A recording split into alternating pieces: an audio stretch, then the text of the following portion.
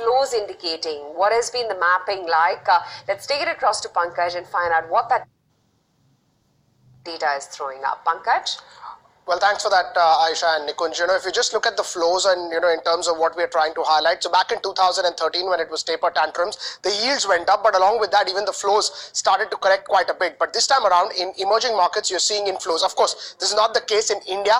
In India, in the recent weeks, you've seen a slight bit of decline as far as flows are concerned. We'll talk about that in just a detail. But overall, there has been a shift in sentiment. FPI activity and EPFR activity show divergent trends. Again, this is for the Asian markets as a whole that I'm talking about in terms of foreign inflow and what's happening over there.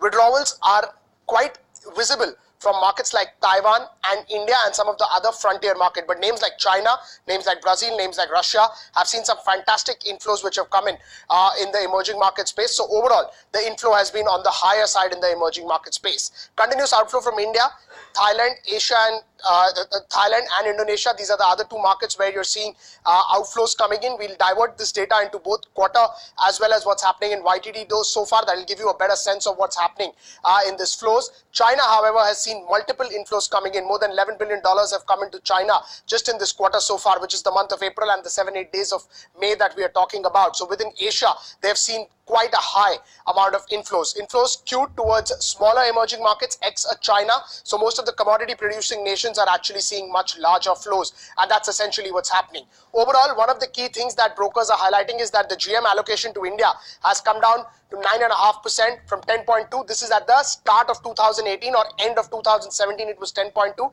but now it's 9.5 among the entire emerging market space. No particular reason, but the reasons about rupee, reasons about crude that you were highlighting could be the reason. Here is the entire chart that I wanted to highlight. You look at China. Since April or quarter since date, $11 billion. On a YTD basis, $11 billion.